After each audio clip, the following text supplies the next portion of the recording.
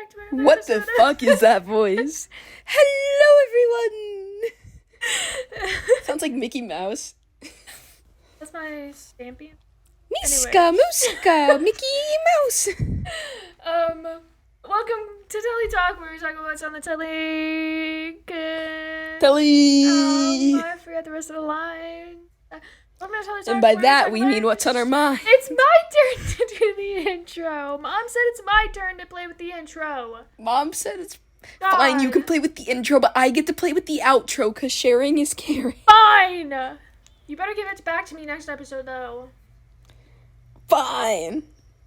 Welcome to Telly Talk, where we talk about what's on the telly.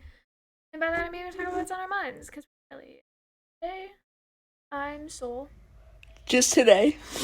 Yeah, Today I'm Soul, but tomorrow, who knows? I like changing my name.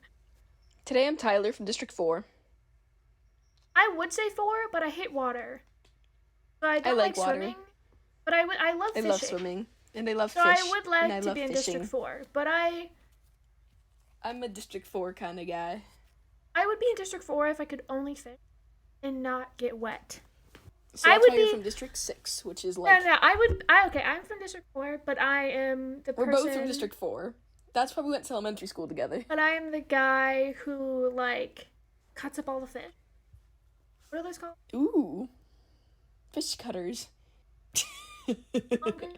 Oh, yeah. That's probably You're just like it, a but- middle-aged man who lives in District 4. Yeah. I have, like, a wooden shack that's just, like, the fish market. And I toss fish around. You know those, like, videos on TikTok where they, like, toss fish around? You just sell fish in the market that, like, other people catch. Yeah. One of the thousands of fish markets in District 4. We're talking about the Ballad of Songbirds and Snakes. Didn't know by now.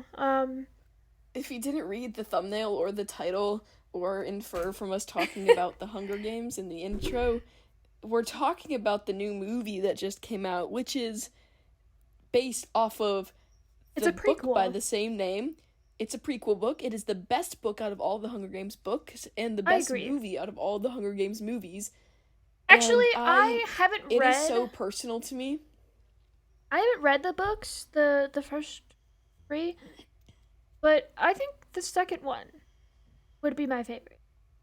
And then this one. The second movie is everyone's favorite movie of the original Oh, yeah. 4. But I like this one better, honestly, which is, I don't know, maybe I have to, like, watch it a couple times and get used to it. Maybe it's a recency bias, because the second one was always my favorite. Oh, yeah. So, I don't know. It's hard to pick. Heard that people who saw it a second time thought it was boring. And I don't know if it was because of the hype or something.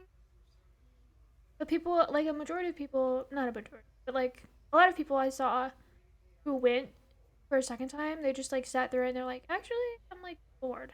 That's interesting. Because in my opinion, The Hunger Games is one of the only series where I like the movies more than the books. I like the original trilogy. Really? I like the story, but I don't like the way the books are written very much. Like, it's not bad, but it's not, like, my favorite thing ever. Oh, And the movies gives me the story without the writing. you know why? But I love the way the prequel's written. What? Suzanne Collins is actually like a screenwriter. She wrote the books in the way you would write a screenplay. That makes so much sense And now. so I think that's why you don't really like the books. Yeah. Like, I love the premise and the story, and I think she's a genius at world building and creating metaphors for revolutions and things like that. However, that's, like, not, like, the best writing in the world, like, just, like, the way the books are written. But when I got the prequel book, I don't know if she just got better at writing books, but when I got the prequel book for Christmas, like, 2 years ago, like, right when it came out, I read that book in 2 days, and I was obsessed with it. I thought it was, like, the best thing since bread. And Since bread came out in like not sliced bread, just bread. bread It's the came best out thing since bread. bread came out in like the I don't know Do you remember when they released bread? 10 BC. Good times. Like Best thing since 10 BC. Jesus is born 10 years after bread. she did write this like 10 years later, didn't she? So I feel like her writing would improve. Yeah.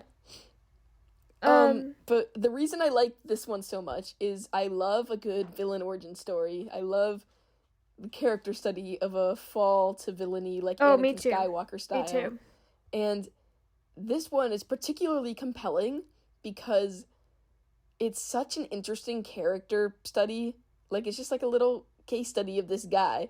And This he guy. has he's just like he's a teenager, and he's a very morally neutral person. He has good traits and he has bad traits, and he cares about people, but he also cares about himself. And because of that, it's not like some villain origin stories are written badly where the character is doomed by the narrative to become evil. Like, there's nothing the characters can do. The narrative just has doomed them to villainy. Yeah. But that's not this story. This story is he has the opportunity to choose to make the right decision. He's in a place where he can make the right decision. He has people around him that can help him make the right decision. And he cares about people. He's not like an unfeeling monster. Yeah. But he loves control and power so much more. Like, that he will always make the decision that benefits his need for control and power, even though he feels bad about it. And it's so interesting. And it's also interesting because he's an unreliable narrator in the books. And I kind of that's one of the things I wish we had in the movies, is I wish we got like a voiceover from Or like him, the inner monologue. because the books are his inner monologue. Yeah. And it is fascinating. And I wish we got some of that in the movie. It would have been very good. Yeah. I listened to the audiobook, which, if this is the audiobook for this book, the man who does the reading is just not it. He's just not it. But I found out that the guy who read the book is actually like a Broadway. He's not a Broadway star, but I think he's like some singer on Broadway. And the man not sing the songs in the fucking book. You need to look up a clip of him saying the songs, because they're so horrible. And honestly, I went through 2 days of absolute torture listening to it.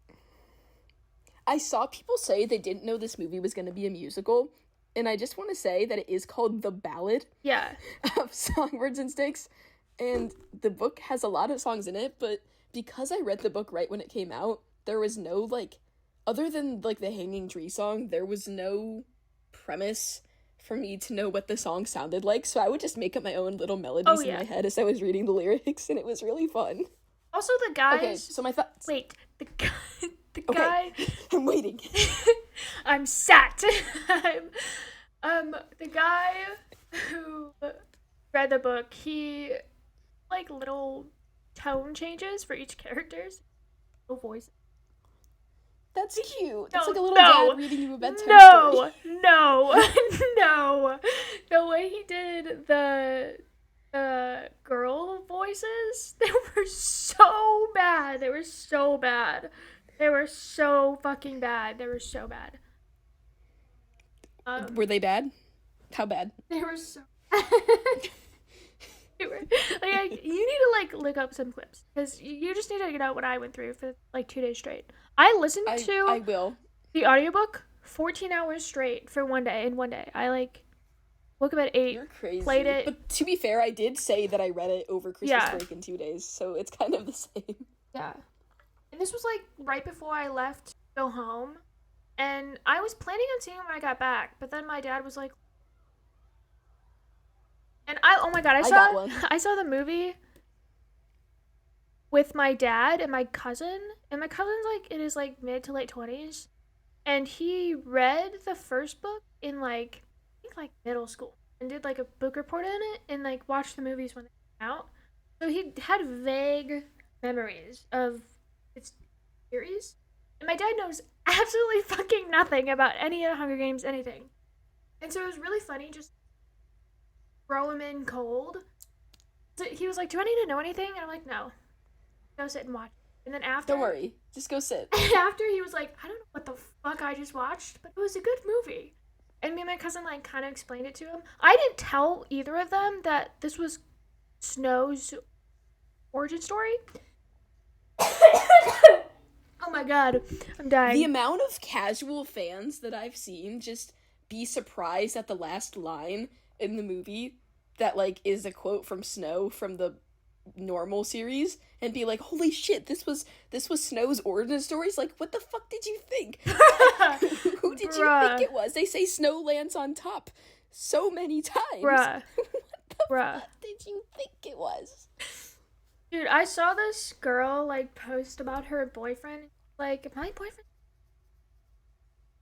was he did he was like he asked me like three after the I wish they said who created the Hunger Games. And I'm like, did you not watch the 5 minute scene? The creator of the Hunger Games and Snow at the end of the movie? I just, Right? did not, Right? he Bro, literally did told you his story. did He you was not? like, me and your dad made the Hunger Games. And he stole the idea from me and turned it in when I didn't want it to be created. I love that scene in the book. Oh, me too. Okay, so my thoughts on the movie are this is an incredible book, and the movie included about 80% of the things in the book, and everything they included, they did an amazing, fantastic job. I'm so obsessed and happy with it. But I also wish that they included the other 20% they left out, because there's just so many important things in the book, and it's so good. And I know it's already a 2.5 hour long movie, and it would make it like 4 hours, and but it's just so good. Like, what are examples? I wish they left in the context that Lucy performed her song, like the Hanging Tree song, in front of a crowd. Yes. And Yes. that her, like, cousin or whatever, Maud Ivory, or whatever her name Yeah. is, like, could memorize a song with just one listen. Yeah. And that kind of explains why Katniss is able to know the songs, because I saw people saying that we know Lucy Gray lived because she had to teach the song to future generations. Yeah. Because in the movie only showed us that her and Snow know the song. Yeah. But no, that's not how it happens in the Yeah. books. That's not how it happens. It was a little like secret message played to tell Snow to meet her in front of people, and I like that she and sang it at a birthday party. yeah. I thought that was funny. I like the little theory that the person who knows the songs is Katniss's grandmother. I think that's a cute theory.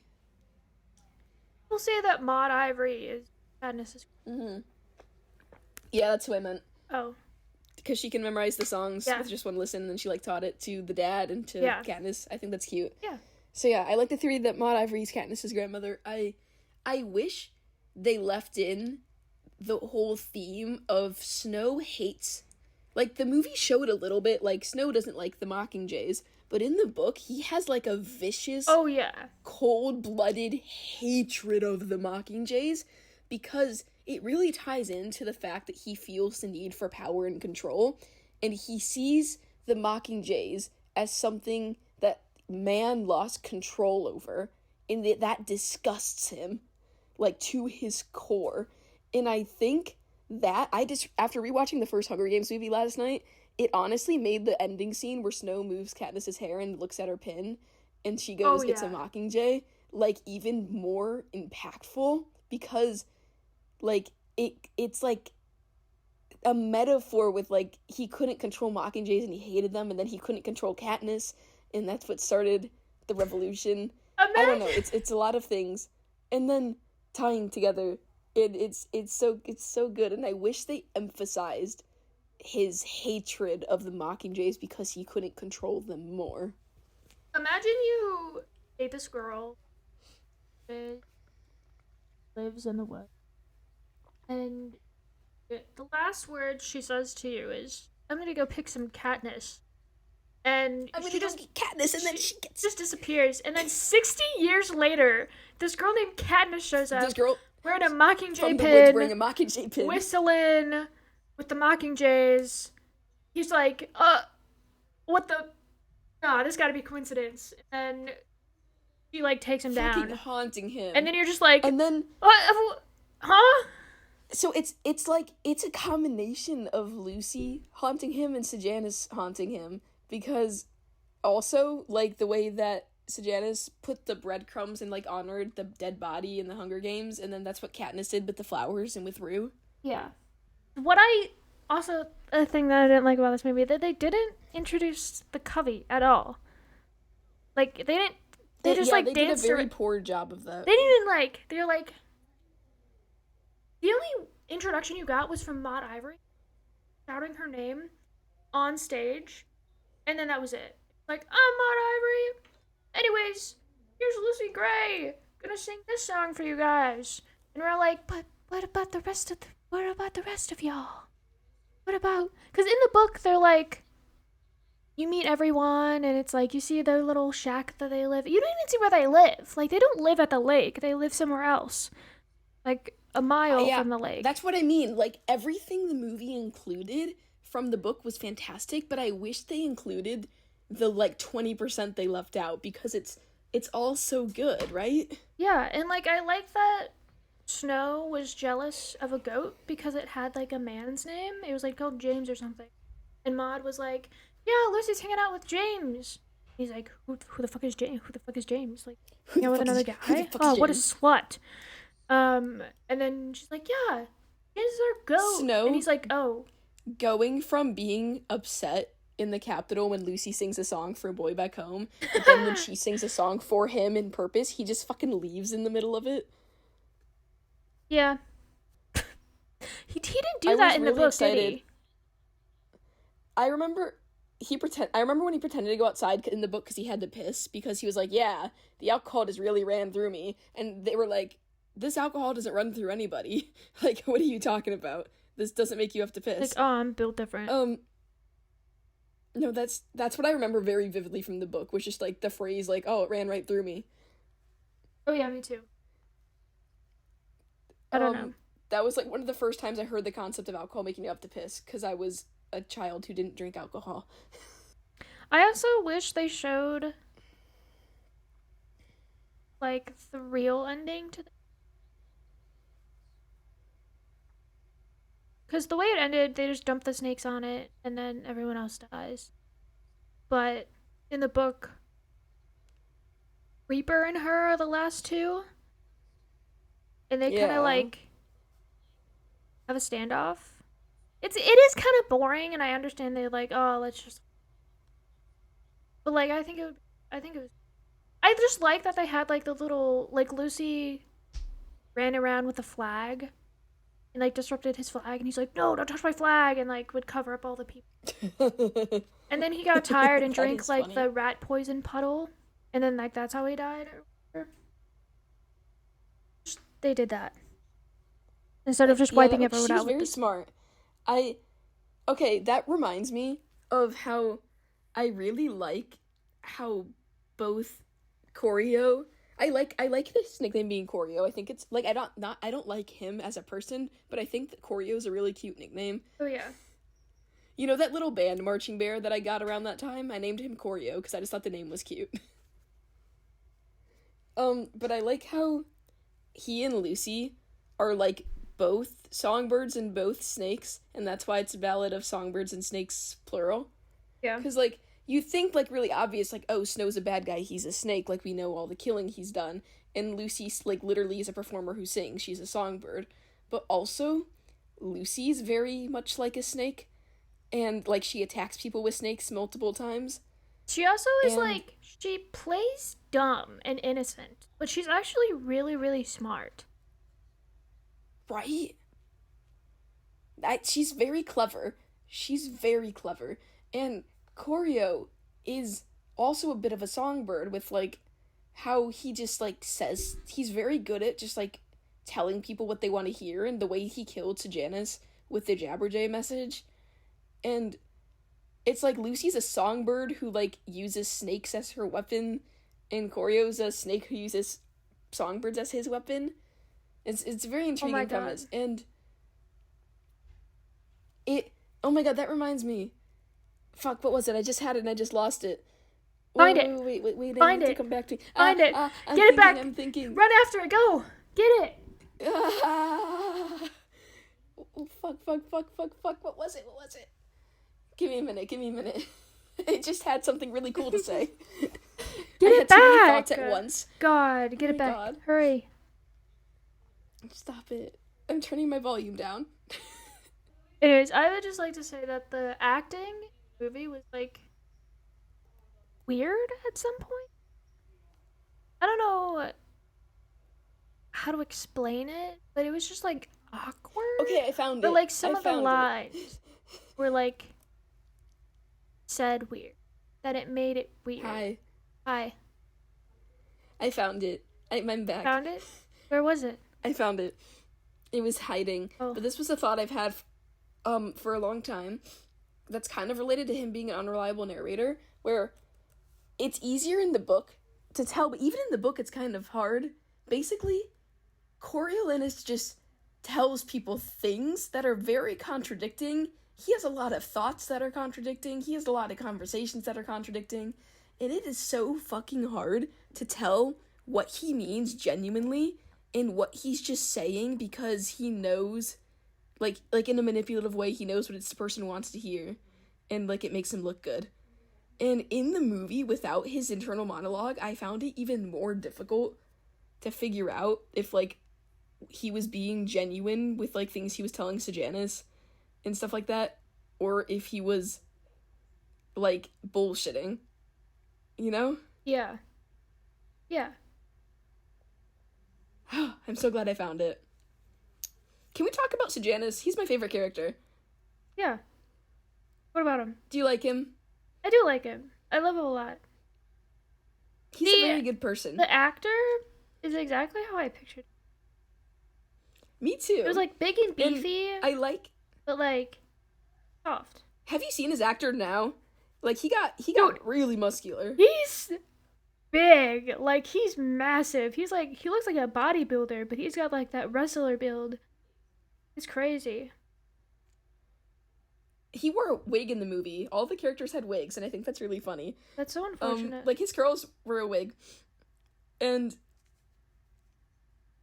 Rachel posted a little selfie with his wig, and I thought it was funny.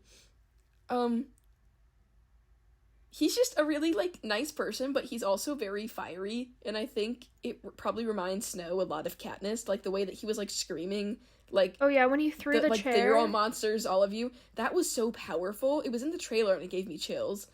And it reminds me a lot of, like, the times Katniss would scream in the movies. Yeah. And that reminds me a lot of how Peeta and Lucy Gray are both very good at, like, working a crowd and, like, lying and making people, like, kind of playing dumb. Yeah. When they're, like, scheming and making people sympathize with them. And it's, like, Peeta and Katniss both have different aspects of Sejanus and Lucy Gray. And Snow must be fucking mortified. Like, And it kind of makes you understand why he's so hyper-focused on Katniss to the point where he ignores President Coin, who, like, ends up being, like, a threat. She, like, shows up, and he's like, who the fuck? Who the fuck is this bitch? I've been beefing with a 17-year-old like, this whole time. I'm like, I don't give the way he hated the dean. He hated the dean for beefing with him as a teenager, and then he grew up, and then he started beefing with a teenager. Oh, yeah. You get it now, Snow. Okay. You get it. Oh, You get it. The thing I loved about this movie is that I loved Hanging Tree. I don't know why, but I loved those scenes. What about them? I also loved seeing They were some of my favorite scenes in the book. I and, loved like, the way the Jabberjays would, like, repeat the screams. Yeah. Like, that was mortifying. It was so dark. It was I loved like it. the Hanging Tree is like just a giant dead tree that's used to hang people. And I just like the way they made it was so I also loved seeing the district. I guess just District 12. Oh my god, District 12. I just love. I wish they could make different like shorts of just what each district is like. I just think they look so cool. I love them so much. I love seeing, like, the way that, like, the districts changed over the years, too. Like, the Peacekeepers changed and, like, things like that. Yeah. If you watch, I love just, like, the lore of the Hunger Games. If you watch, like, the first 5 minutes of the movie, you get to see, if you just look at the background, if you just watch the background, you can see what District 12 looks like. Not really, but kind of. Like, there's a scene where she's like walking down this gravel road, Did you and know?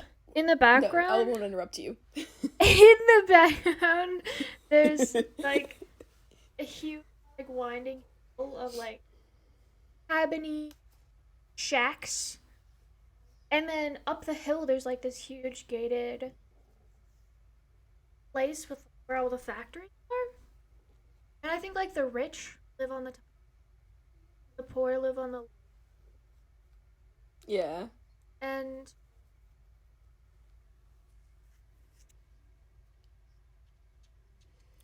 This just reminded me, a lot of people, apparently, like casual fans, they think that District 12 is the bread district because they know that Peta is a baker.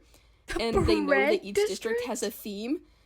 They know that each district, like, makes one thing. And apparently a lot of people just thinks that everyone in District 12 is a baker.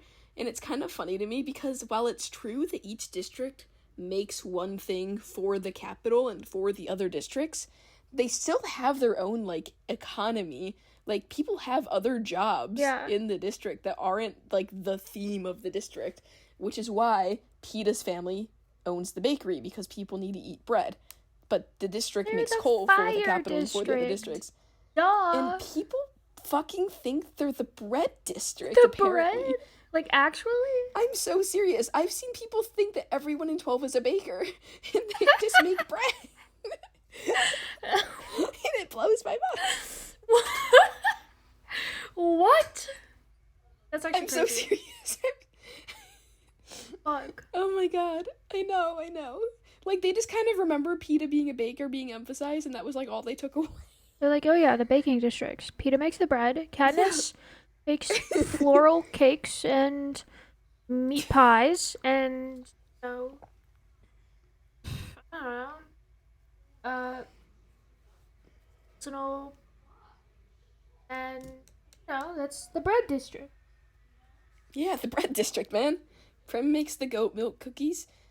Yeah, like, who else? What else is there to make? You got Just bread. you got the You got power bread, and you got district. bread, and you got... You got the tech district. Would you rather have bread, bread, and bread, or bread but no bread? Love bread, so bread, but no bread. Bread. Perfect. Okay. Okay, one final thought. It's not as related, but it has to do with Snow still, so it's still interesting to me. Do you remember Effie from the original series?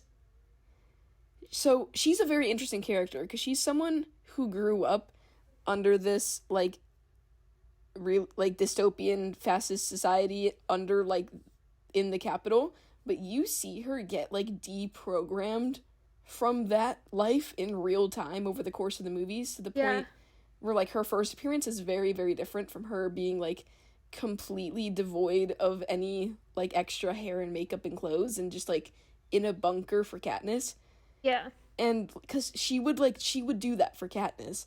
And it's kind of like the opposite of Snow, who started off in a really bad place but grew into the capital. And he thought that he would run away into the wilderness for his tribute, but he couldn't. But, like, Effie did. And that's, like, a very interesting contrast to me. That, like, isn't as obvious, but it's there. I saw this TikTok that was like, I realized that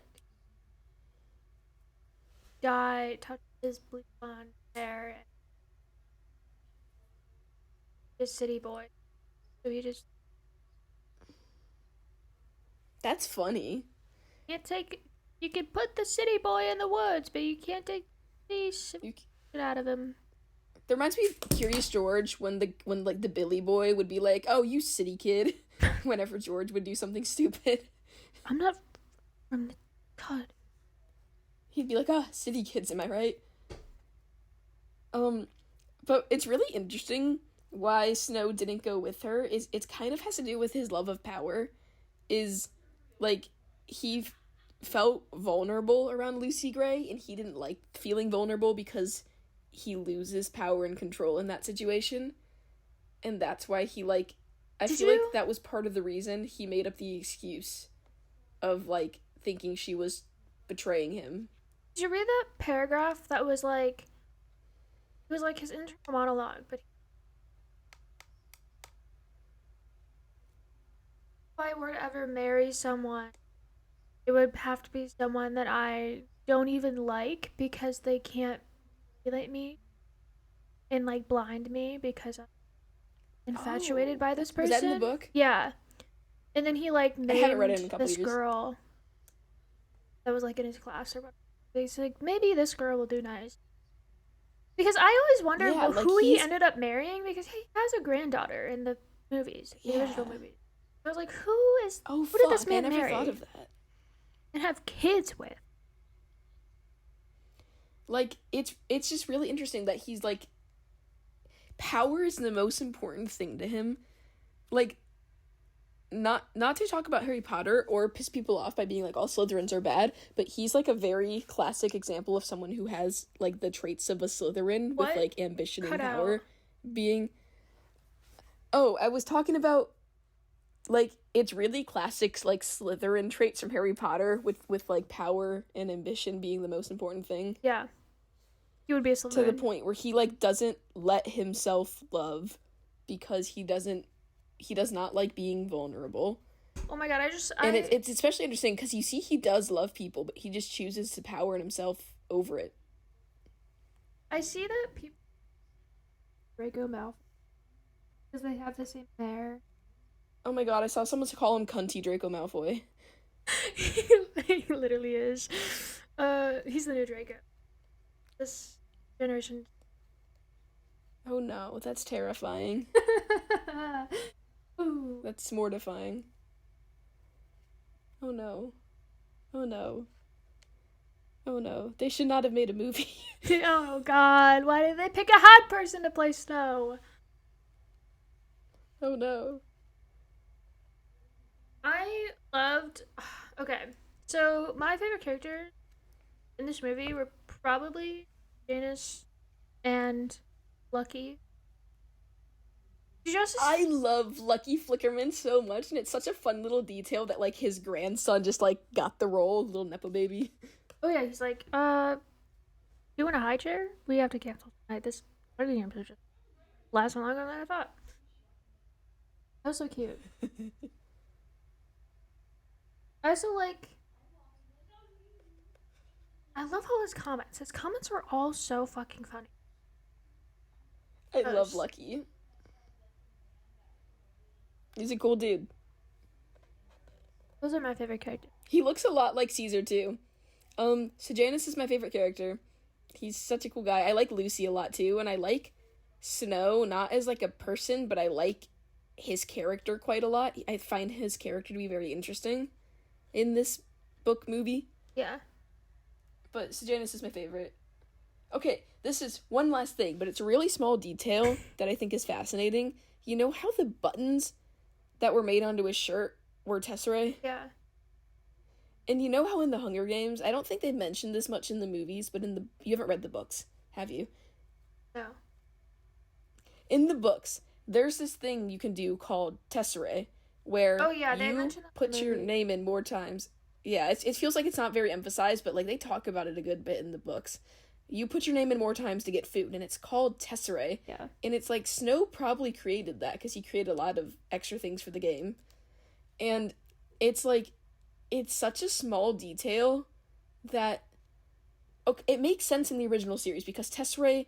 Okay, the capital is based off of a lot of Roman concepts, like Coriolanus, Roman name, Sejanus, Roman name, a lot of Roman concepts Oh, in the capital, all of right? The no, book has a the names of the characters are if you look up the stories behind their names, it's exactly what happens to the characters in the book. Exactly. oh, that's so cool. I haven't looked it up much, but I know like that was like a Roman emperor and like Oh stuff like yeah, that. they all are. And tesserae is like in Rome is a word for token. So it's like you get a token, you get food, you put your name in. Like that makes sense as a concept. But then it goes even deeper with the prequel. So that it's like cool linguistic fact. I know what tesserae is in Rome. But Snow knows he sees tesserae as like a sign of poverty. Yeah. And that's why probably why he like in, like, his food insecurity. And that's probably why he names it Tesserae. And it's such a little detail. And that's why Suzanne Collins is a genius. Yeah. Okay, what are you rating this movie? Favorite character? Sejanus. I had a thought. Oh, one last thought. I saw that a bunch of people watched the movie and didn't know that Lucky Flick wasn't played by Stan, and just thought it was the same guy. He looked so similar. Dude, I'm surprised my face blindness casting. didn't kick in, because that shit, they're identical. They're identical. For I sure. loved the casting in this movie, and most of the acting was incredible. And I said the acting was like a little awkward, like at some parts. Like some of the lines were like delivered weirdly, and I was like, I agree. That should. Oh my god. Okay, one more thing. Sorry. one last thought. How, compared to a lot of movies coming out today that use a lot of, like, CGI fake backgrounds. Oh yeah. This movie built real sets in real places to film in, and that's why it looks so good, because it's fucking real. And probably why they that couldn't makes me afford very the blood. happy. They just used it all on the There you go. deck. Probably. Unfortunate. They built all the sets and whatever. Fuck, no more money, man. We don't need blood. No one bleeds these days. We'll just say they drained them of all their blood before. They were starving. Yeah, they're all in. They just have no. I'm anemic. Anemic. Wow. Thank you to coming. Thank. We didn't rate it. Oh, what are you rating it? I'll give it a 4 point. I'm gonna give it 4.6.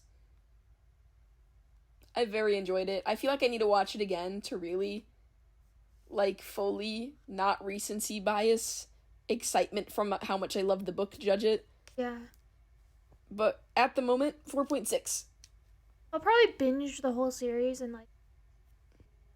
Thank you for coming to Telly Talk, where we talk about the Ballad of Songbirds and Snakes. I always, in my head, I call it the Ballad of Snakes and Songbirds because I think it sounds better. Go read the book, and once you finish reading the book or listening to the really bad audiobook that Soul doesn't recommend, you should like this video. I do recommend it.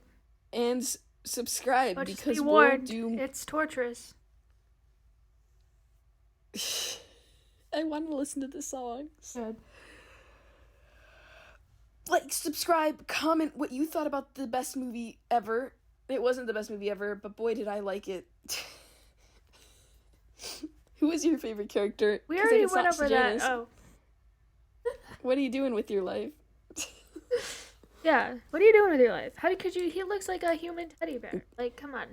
Get a job and like the human teddy bear, god damn. God, get a job. Where does that come from? Get a job and subscribe to us. If you get a job, you can make money and you can donate money to us so we can make cooler videos. Bye. Bye.